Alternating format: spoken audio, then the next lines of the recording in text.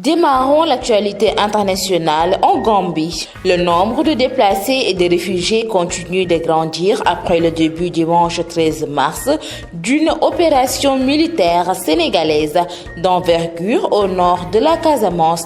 Depuis le week-end, de nombreuses communautés accueillent des personnes qui ont fui les détonations et coups de feu, notamment en Bunjiga, dans le district de Foni du côté gambien de la frontière. Selon la Croix-Rouge, qui apporte une aide logistique sur place, il serait déjà plus d'1 millier à avoir quitté leur village autour de la frontière.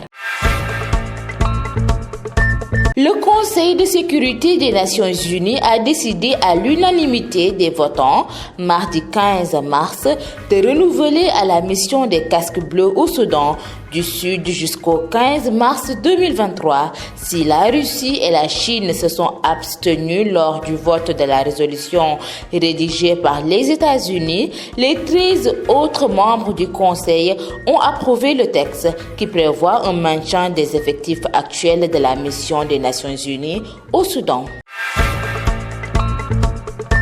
L'Assemblée parlementaire du Conseil de l'Europe, réunie à Strasbourg depuis lundi 14 mars, a demandé l'expulsion de la Fédération russe qui a attaqué l'Ukraine le 24 février dernier. Cette décision doit être entérinée jeudi 17 mars par le Conseil des ministres de l'organisation. Sans attendre la Russie à quitter le Conseil de l'Europe, devançant une probable exclusion. Il était membre depuis 1996. Mesdames et messieurs, c'en est tout pour l'actualité internationale. ñu tàmbali xibaar bi ci réew yi ci réewum Gambie ginnaaw bi nga xamante ne militaire sénégalais yi daal dinañ jëm foofee ci Ziguinchor ngir jàmmarloo ak rebelle yi ñu bëri ñi nga xamante ne ñoo dëkk foofee ci réewum Casamance ñoo ngi daw jëm ci réewum Gambie. Depuis ci week-end bi ay communauté yu bëri ñoo ngi dalal ñi nga xamante ne ñoo doon daw xeexoo yi nga xamante ne ñoo am foofee ci réew yu ci mel ni Bunjuga ci district bu Foni te dend ak frontière Gambie bi. Croix-Rouge nag moo ngi xamle ne yabal na fa ay woto ngir ñu jàppale ñi nga xamante ne xeexoo yi laal na leen waaye ay junney doomu aadama daal dinañ daw jóge foofee ci village yi nekk ci frontière bi.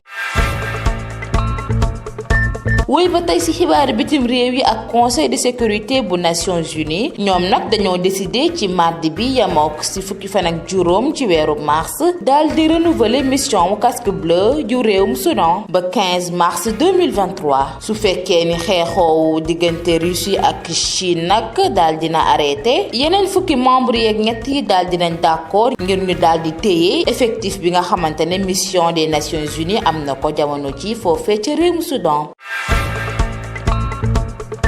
ñu jeexale xibaar bitim réew yi ak guerre bu dox ci diggante Ukraine ak Russie. Assemblée parlementaire bu Conseil de l'Europe daal dina dajaloo woon foofee ci Strasbourg depuis altine gi yamook ci fukki fan ak ñeent ci weeru mars ñoom nag li ñu bëgg mooy dàkk fédération russe bi nga xamante ne moo daal di attaqué réewum Ukraine ci fukki fan ak ñeent ci weeru février bi nga xamante ne moom lañ génn. Décision bi nag war nañ koo jëmmal ci alxames yamook ci fukki fan ak juróom-ñaar ci weeru mars ñi ko war a amal nag mooy ñi bokk ci conseil des ministres bu organisation bi. réewum Russie nag laataa ñu koy dàkk moom nag daal dina génn ci conseil bu Europe boobee nga xamante ne mu ngi ci bokkoon depuis 1996 mbokk yi tey lii moo nekkoon seeni xibaar bitim réew.